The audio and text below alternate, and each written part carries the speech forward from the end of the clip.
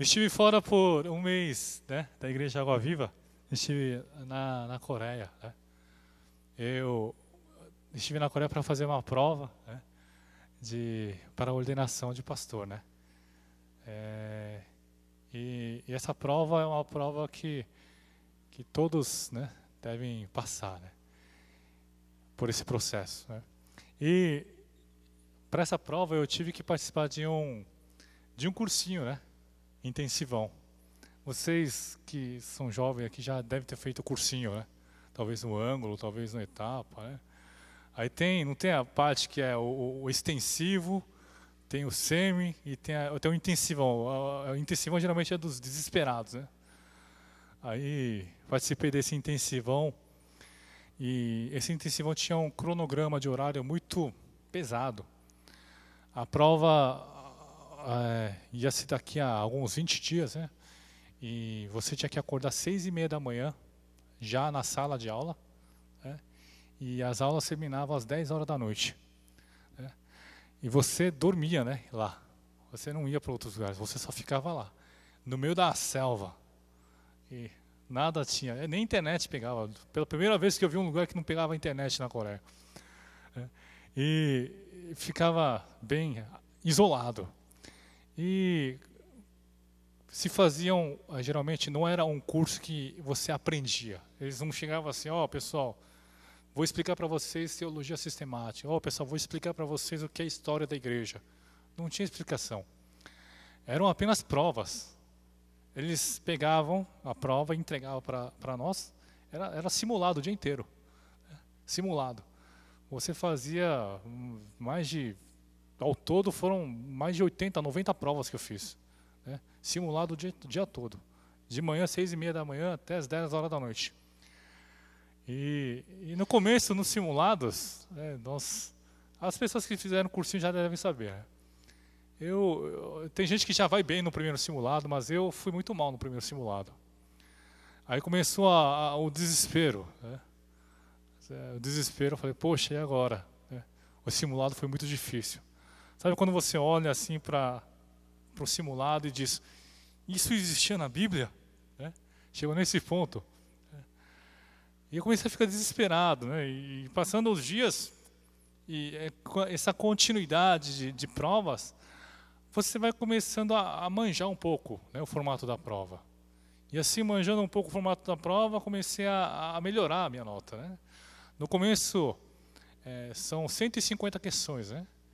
No começo eu estava acertando 70, né? Você acertando 70 era reprovado, né? Era nota para reprovação. Aí eu fiquei super preocupado e continuei a fazer e minhas notas começaram a melhorar. Aí as minhas notas foram de 150, comecei a acertar 110, 120. Aí você fica com uma certa confiança, né? Aí essa confiança começou a tomar conta do meu coração. Aí eu comecei a falar assim, poxa, essa prova tá manjada, hein? Tá fácil, né? E chegou um momento em que chegou o dia D, o dia em que eu farei essa prova. Cheguei lá, né? Nós tivemos um culto, 900 pessoas estavam fazendo prova, 900 membros, né? Que fizeram a teologia, estavam lá. Estávamos em 900 e o pastor que veio pregar dizia assim, irmãos, vocês podem se acalmar. Aí eu falei, poxa, por que será? Por que será? Será que eles vão passar todo mundo? Ele falou assim, a prova desse ano está super light. Aí todo mundo disse, amém. Imagina, né? Imagina você que está querendo entrar na USP e o reitor da USP diz, pessoal, a prova desse ano está super light. Não é tão assim, né? Porque é concorrência, né? Mas a prova lá não era concorrência, era só nota, você tem que alcançar uma nota e você assim passa. Não era por concorrência, né? E assim, eu fiquei animado, poxa, que animado que eu fiquei em saber que a prova seria bem fácil. Aí eu entrei para a primeira prova, né? Entrei, orei, falei, Deus esteja me dando sabedoria, né? Sempre nessas horas a gente apela para Deus, né? Você diz assim, Deus me ajuda agora está na tua mão, E veio a primeira prova, teologia sistemática, foram 50 questões. E quando vi a primeira questão, falei, tá fácil. Né? Já fui resolvendo. A prova era de 1 hora, né? 50 questões em 1 hora. E a prova estava tão fácil, né? Resolvendo. Eu falei, poxa, né? Não precisava ter me assustado tanto, ficado com tanto medo.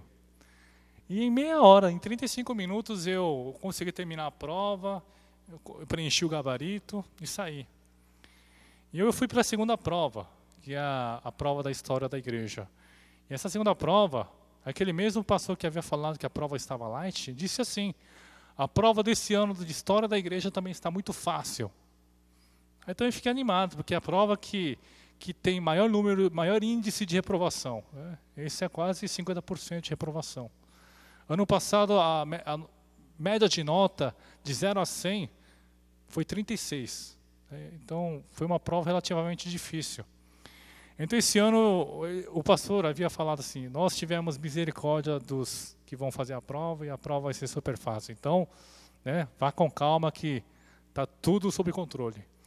E logo que eu recebo a prova, e sempre aquela primeira questão importante, né? Você olha para a primeira questão e diz, não sei. Olhei para a segunda questão e disse assim, não sei também. Aí começou a pintar um desespero no meu coração. Fiquei desesperado. Acho que vou ser reprovado, meu Deus. Vou ser reprovado, Senhor. Aí já começou a vir um monte de coisa na minha cabeça. Né? Voltar para o Brasil. As pessoas iam perguntar, e aí, Samuel, como foi a prova? Aí eu falo, poxa, não deu esse ano, né? Aí os irmãos iam consolar, poxa, não, tá bom, vai pro ano que vem você consegue, né? Aí eu imaginei, poxa, assim, obrigado, né? Aí tem aqueles irmãos, né, que você consola, poxa, aí diz assim, ó, Samuel é burro, muito burro, hein? Foi reprovado. Aí eu imaginei um monte de cena, vendo aquelas primeiras questões, né? Imagina, eu que estava assim, fazendo a prova de teologia sistemática, estava dando glória a Deus, olha, Senhor, nossa, fácil, amém, amém, né? Vamos lá, tá fácil. E chegando nessa prova, me deu um desespero tamanho que eu cheguei e comecei a falar, Deus, por que o Senhor está fazendo isso comigo? Né? Como o ser humano como eu diria assim, cruel, né? Eu estava falando, Deus, como o Senhor pode fazer isso comigo? Não sei nada aqui. Sabe quando você não tem certeza? De 50 questões, as que eu tinha certeza lá, eram 15 ou 16. E o restante, sabe quando você fica sempre entre dois? Sempre entre dois. Aí você fica no desespero. E caiu uma questão que era para citar o ano do tal presbitério que aconteceu tal fato. E esse era um dos mais fáceis. Né? Foi o 44º presbitério. Aí estava lá na prova, na alternativa, 43, 45, 44, 46, 47. Falei, e agora? Estava tão desesperado que eu não conseguia acertar aquela questão. Eu sabia que era 44 e no gabarito eu coloquei 46. Aí é jegue mesmo, né? É burro mesmo. Pintou esse desespero. E teve uma outra prova logo em seguida, né? A prova começou das 9 da manhã, foi até meio-dia e 40, até 1h40, quer dizer. E fiz a última prova como fala? Direito presbiteriano, Constituição presbiteriana, né? Aquela prova também estava difícil, falando que ia ser fácil, estava muito difícil para mim. E resolvendo, também ficava entre duas toda hora, saí da prova, fiquei desesperado, falei, Deus, o que é que eu vou falar lá em casa? Imagina eu chegando minha esposa foi bem, eu falei, não, foi reprovado. Tá certo que ela vai querer me consolar, né? Isso que me dói mais, entendeu? Alguém querer te consolar, isso que dói mais. Aí eu fiquei desesperado, pensando em todas as coisas, pensando em como seria mais um ano, né, vivendo na igreja, né, e todo mundo falando, poxa, ano que vem vai ter a prova, né, aquela pressão de novo. Aí eu fui para a entrevista, né, para entrevista, tem mais uma entrevista. Aí eu fui entrevistado por um pastor, e começa a fazer um monte de pergunta, né? Você veio da onde? Eu vim do Brasil, né? Geralmente, quando faz entrevista, você tem que, como fala, ser bem capacho, né? Você fala, poxa, pastor, né, eu não quero fazer o melhor possível, né, que eu quero glorificar a Deus em todas as coisas, né? O meu ministério, eu quero engrandecer o Senhor. E eu já tinha preparado tudo isso, na verdade. Mas como eu achava que eu havia sido reprovado, eu não tive vontade de dizer coisa alguma. Ele perguntava, eu falava, sim, não, sim, não. Sabe? O resultado nem havia saído ainda. E eu já estava assim, né? Mas logo no outro dia, como a prova é por alternativas e também o gabarito, né, é eletrônico, o resultado saiu rápido. Saiu no outro dia às 2h da tarde. E quando eu recebi o resultado, né, eu não acreditei, né? Eu havia passado. Naquele instante, eu estava num shopping me consolando, sabe assim? No shopping eu estava dando, né, passeando, sabe, para você esfriar a cabeça, né? Geralmente as mulheres, né, que vão no shopping para esfriar a cabeça, né? Mas eu fui no shopping também para esfriar a cabeça. Fui lá, comecei a dar a volta, aí alguém me ligou dizendo, Samuel, você passou. Eu falei, não acredito, eu passei. Você passou. Eu falei, não acredito. Eu fiquei tão contente, sabe quando, né, vocês talvez, né, quando passam no vestibular. Eu também, quando passei no Mackenzie, eu não fiquei tão contente assim, não. Né? Mas, quando soube que passei, eu fiquei tão contente, né? Tão contente, tão feliz. Né? Que eu me deu vontade de gritar ali no meio do shopping, né? Mas não gritei porque iam pensar que eu era louco. Né? Veja como o povo, né, o ser humano é passível a ser influenciado pelas situações. Quando eu estava bem, quando eu sentia que a prova estava fácil, eu estava glorificando a Deus. Oh, Deus, muito obrigado. O Senhor é o máximo. Eu também sou o máximo também. Vamos lá. É? E quando as coisas começaram a declinar e as coisas estavam indo para o brejo, eu estava reclamando, Senhor, o Senhor não é a minha bandeira, né? O Senhor não é o meu Salvador, cadê o Senhor agora? E comecei a reclamar. E a palavra de hoje retrata muito disso. O povo de Israel que saiu do Egito, né? O povo de Israel vivia como escravo. Nós sabemos muito bem. Por 430 anos vivendo como escravos numa terra de estranhos, né? De estrangeiros. E aquele povo foi liberto através das mãos de Deus. Eles conquistam essa liberdade. E com essa liberdade estão caminhando para a terra prometida. E no caminho dessa terra prometida, observamos vários obstáculos que acontecem na vida desse povo. Mas perante a esses obstáculos, observamos também o quê? A obra de Deus na vida de cada um daqueles que ansiavam a Ele. Veja como Deus agia sobre o povo de Israel. Não precisa nem falar, vocês também sabem muito bem de passagens que retratam o povo de Israel recebendo uma grande ajuda de Deus, né? Ou, por exemplo, o abrir do Mar Vermelho, sendo que todos puderam passar livremente. Após todos passarem, após o último passar para a terra firme, o que aconteceu? A água se juntou. E todo o restante que estava perseguindo o povo de Israel morreu. Não somente isso, quando o povo de Israel estava passando fome no deserto, o que Deus fez? Os proveu com maná, para que pudessem se alimentar. Mas veja como a passagem em Números retrata muito desses fatos que nós escutamos. Em capítulo 10, 11, 12, 13, 14 e 20 e 21, são retratos de murmurações desse povo. É o povo murmurando, falando, Deus, por que o Senhor está fazendo isso conosco? Deus, por que conosco? Por que tanta dificuldade? É porque esse povo, nesse instante, nós sabemos, que estavam chegando próximos à terra prometida. Sabe quando você está próximo do alcance do objetivo? Imaginem o sentimento desse povo. Imaginem, nós já estamos perto. Mas quando chegam próximos a Or, na terra de Edom, né? Esse rei, ele diz que esse povo não poderia passar por ali. Rei de Edom proíbe a passagem do povo de Israel por ali. Ele diz, não vou deixar vocês passarem por aqui. Passem por outro caminho. E assim há um desespero do povo de Israel. Por quê? Porque passando por ali, era como se estivessem cortando o caminho. Era um caminho muito mais rápido. Agora eles teriam que dar uma volta novamente. Algo que demoraria talvez mais anos e anos.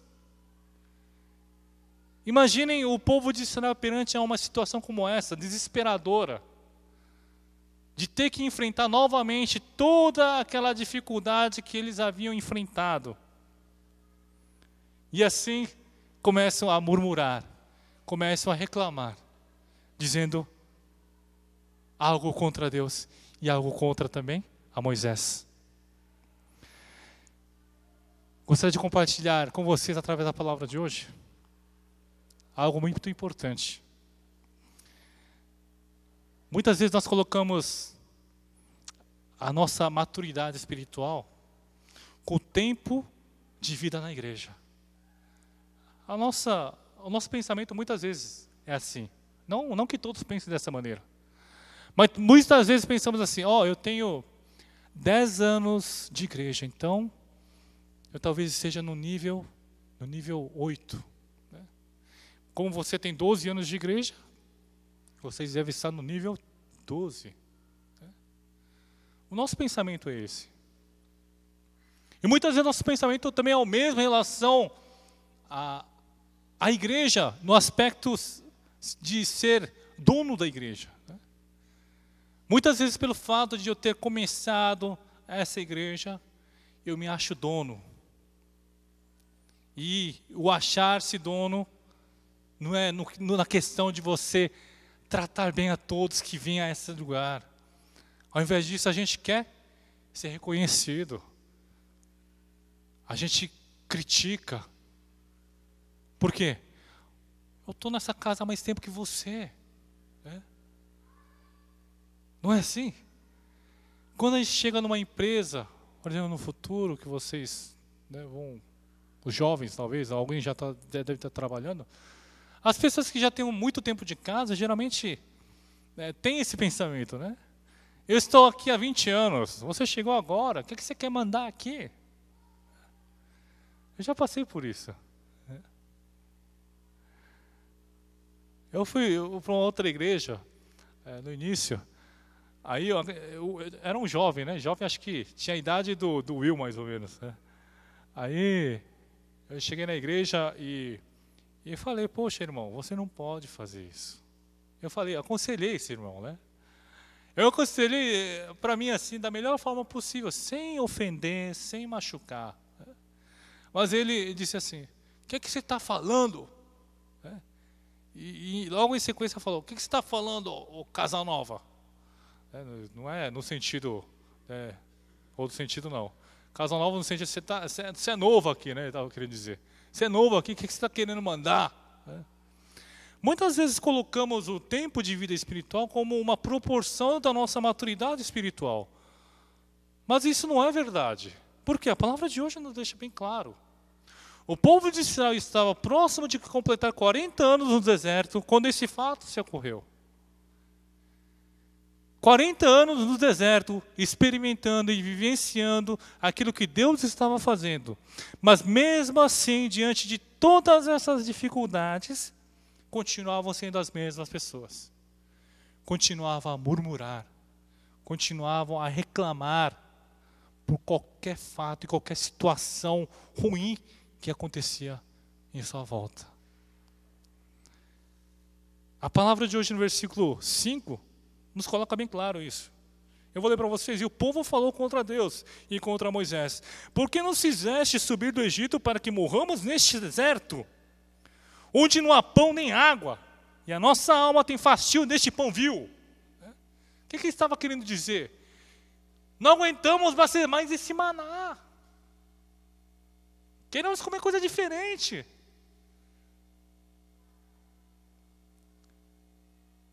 Vocês lembram como foi quando eles receberam o maná? Como foi a reação daquele povo? Imagina. E estavam passando fome e dificuldade. Quando recebem o maná, imagina a alegria. Olha a alegria que eles tiveram. Mas agora estavam reclamando desse maná. Eu lembro quando ganhei meu primeiro carro. Primeiro carro conquistado. Era um Civic. Eu quando ganhei esse carro, poxa, fiquei feliz, né? Eu estava com uma alegria imensa, falei: Senhor, sabe quando você dirige assim? Eu tratava melhor que minha namorada. Sabe quando você está feliz, você dirige, poxa, você diz: ah, Deus, obrigado, obrigado, obrigado. Todo dia era obrigado, obrigado, obrigado. Entrava no carro, obrigado. Saiu no carro, obrigado.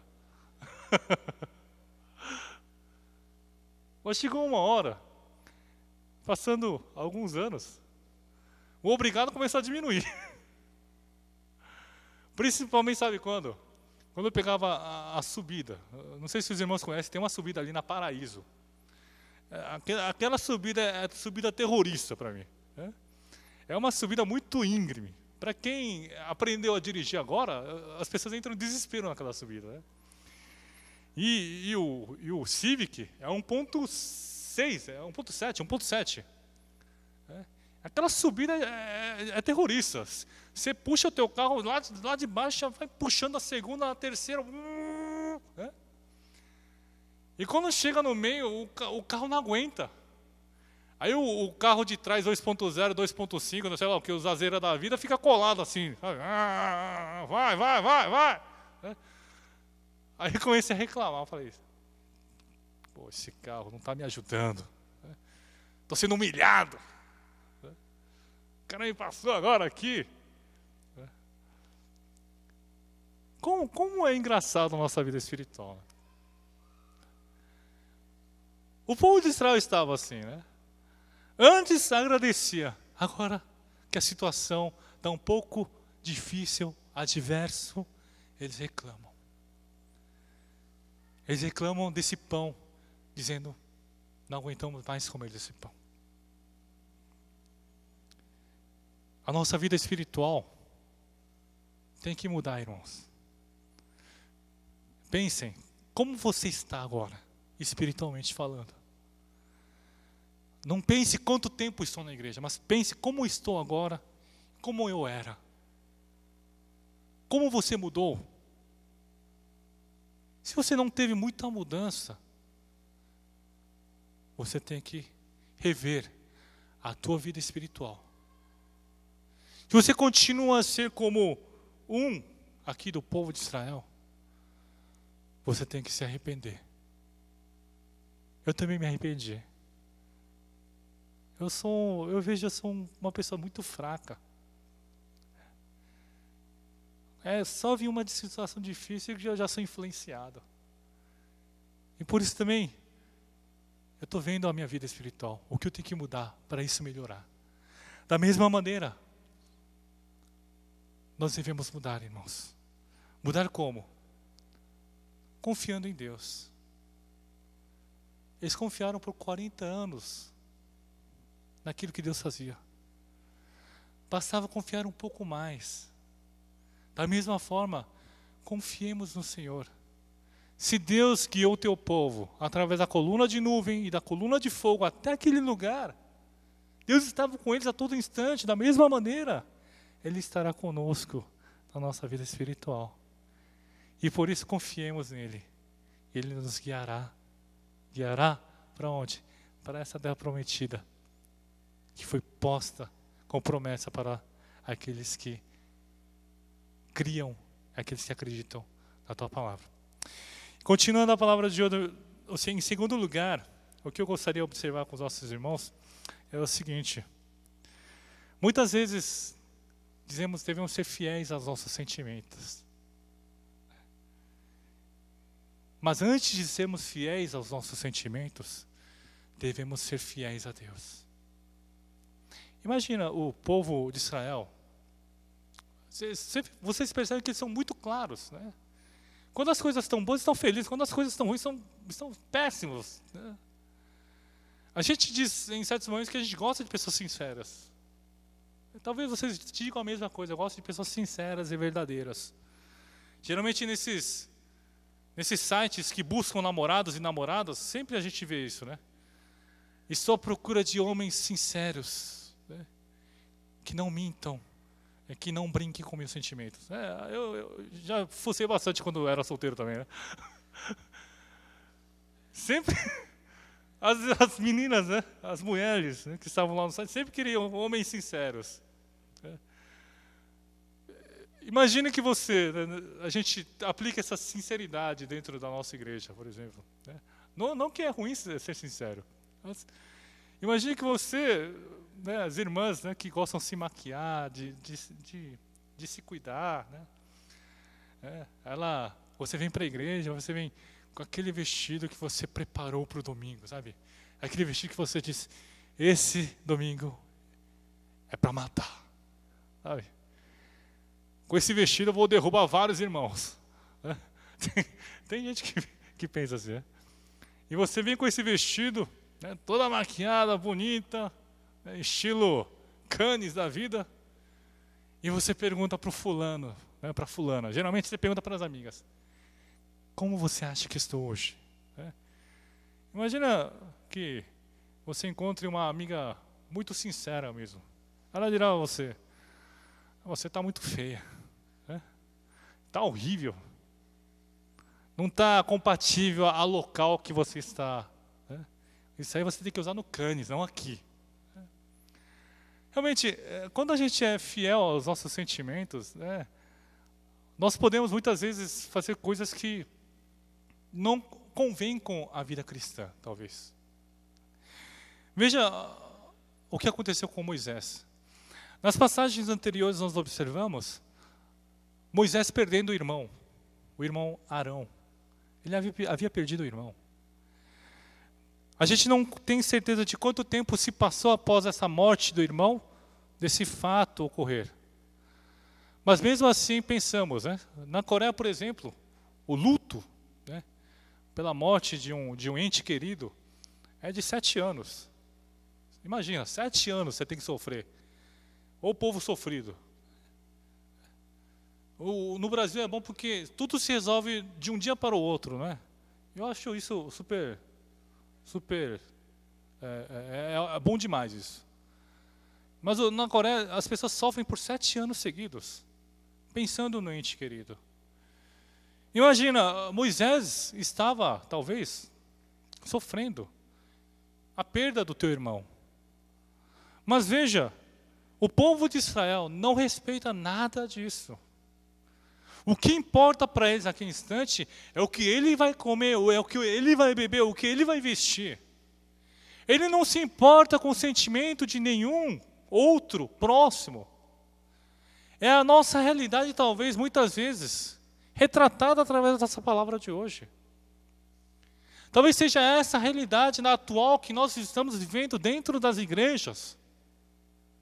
É a realidade em que você não compreende nada do teu próximo, você não respeita nada. O que importa são seus sentimentos sinceros que você diz.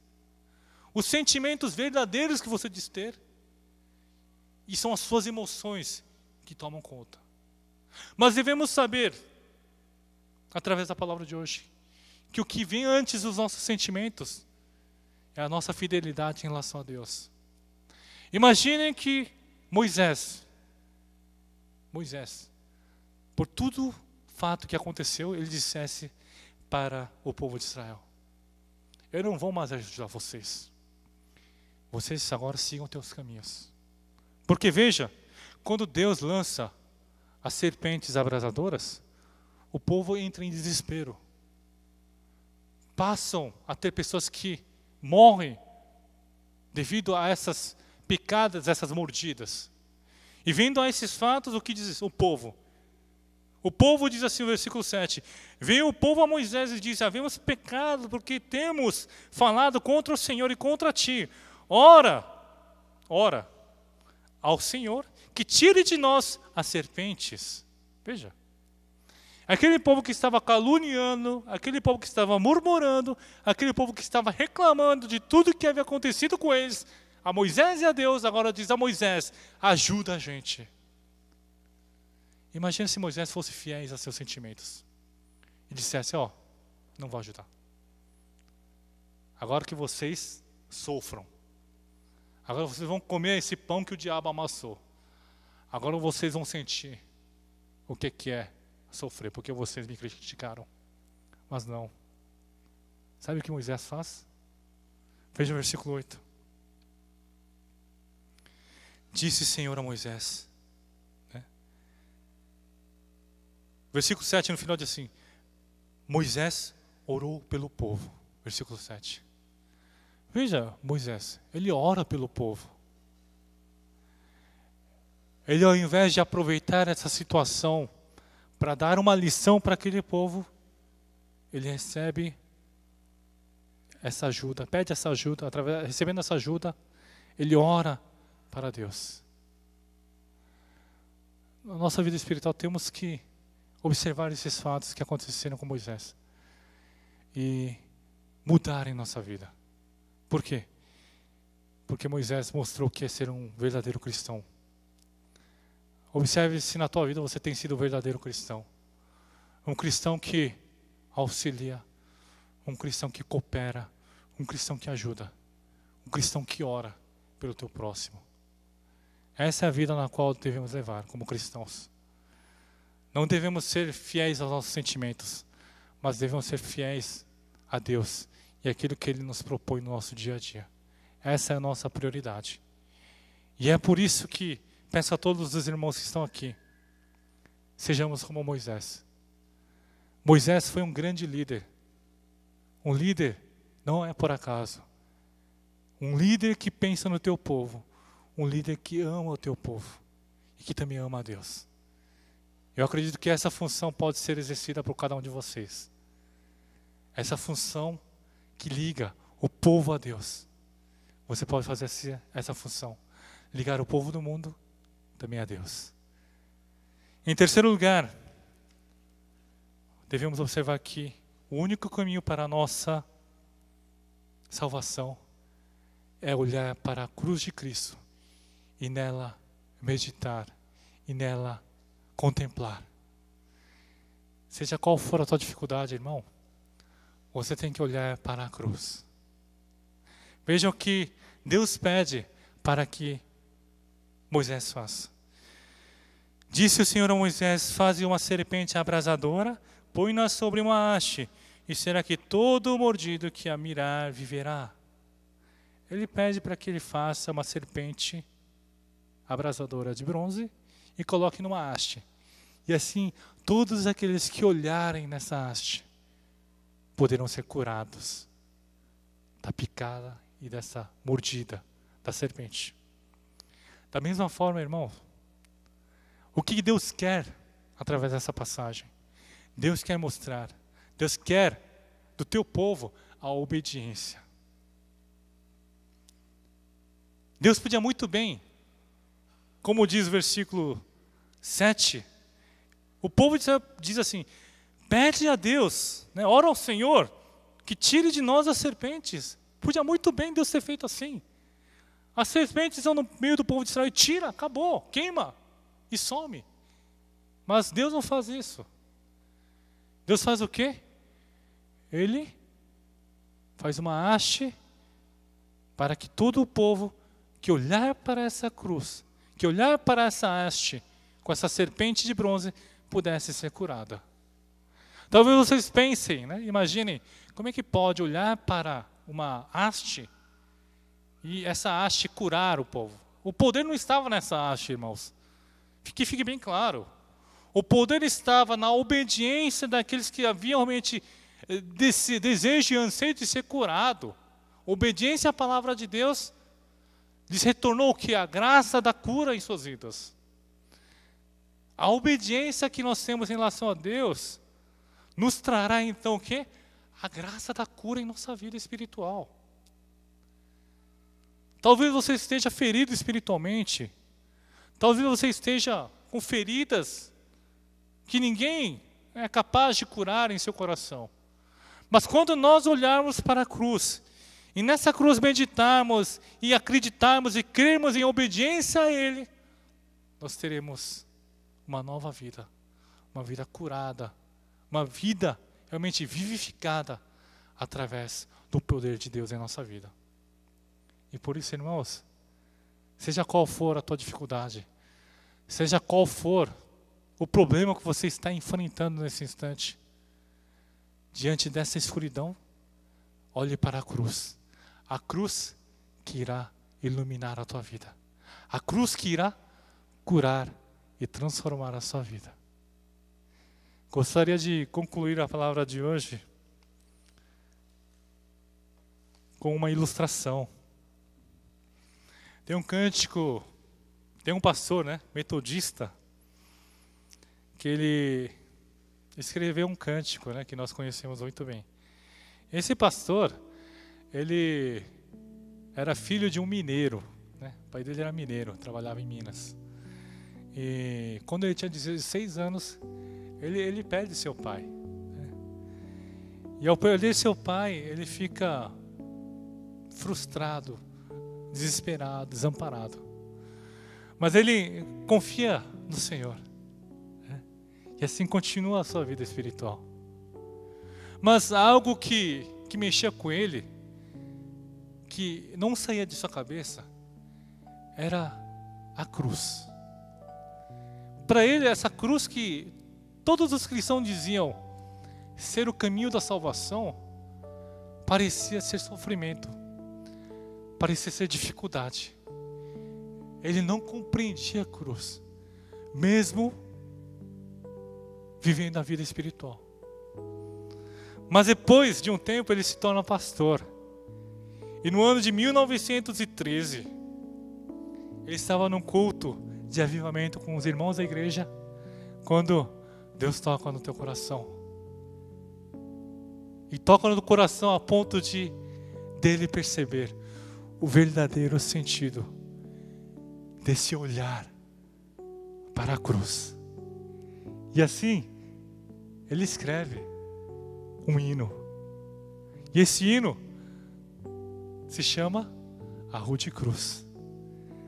E a letra diz assim, uma parte da letra diz assim: desde a glória dos céus, o Cordeiro de Deus, ao Calvário humilhante baixou.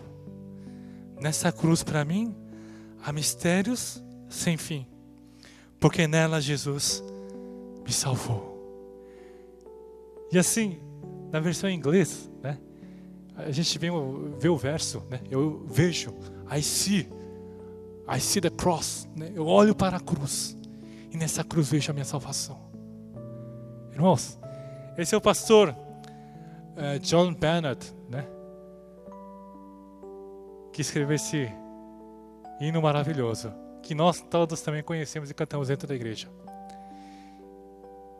Gostaria de pedir para que todos, em momentos de dificuldade, em momentos de ferida em seu coração, em momentos de turbulência que talvez você esteja passando nesse instante, você possa olhar para a cruz.